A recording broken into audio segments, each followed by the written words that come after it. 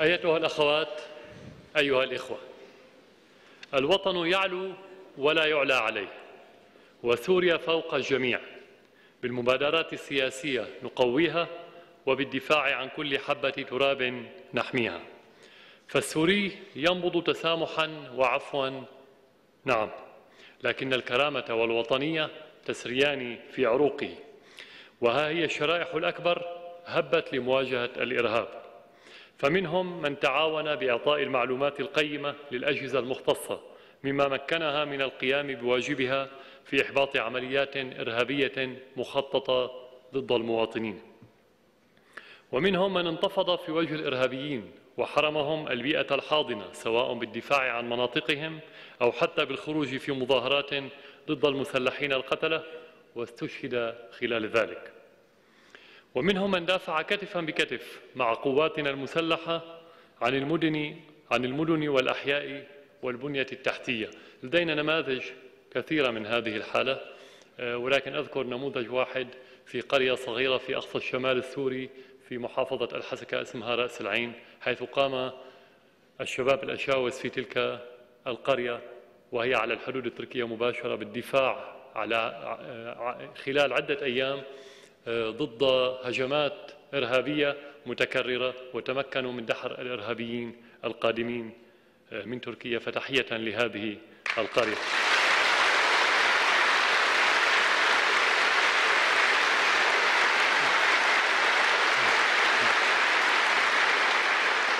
ومنهم من حاور وأقنع وسامح وتسامح عبر مبادرات للمصالحة الوطنية على المستوى المحلي، مما قطع الطريق على الإرهابيين وحول اتجاه الحالة العامة من التصعيد إلى التهدئة وعودة الوئام. هؤلاء المواطنين عبروا بأدائهم عن حالة وعي عميقة، فالأمان المنشود لا يأتي عبر الحياد والوقوف موقف المتفرج، ولا عبر الهروب إلى الأمام والانبطاح أمام الخارج.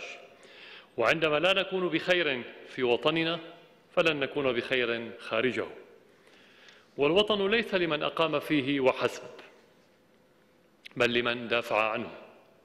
ليس لمن نعم بخيراته وتفيأ بظلاله وعندما طلبه لم يجده. هو لأولئك الذين لبوا النداء عندما ناداهم الوطن، رغم أن كثيرا منهم غبنوا في كثير من المواقع والأحيان، لكن عندما انتكس الوطن هبوا على اختلاف مشاربهم وانتماءاتهم قائلين: هذا هو وقت العطاء، فكان عطاؤهم دون حدود. ومنهم من نال شرف الشهادة فأسقطت دماؤهم الربيع المزيف، وحمت الشعب من الخداع الذي كاد أن يفعل فعله في البدايات. أسقطت دماؤهم ما سماه الغرب ربيعاً زوراً وبهتاناً، وكان ناراً حاقدة حاولت حرق كل ما لامسته عبر طائفية بغيضة وحقد أعمى وتقسيم مقيت.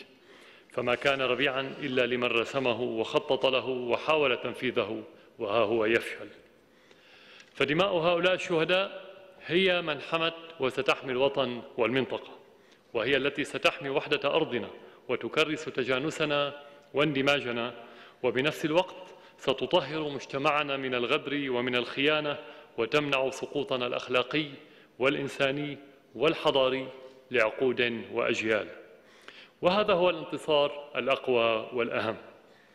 والوطن عندما ينتصر لا ينسى من ضحى من أجله، ولأن الوطن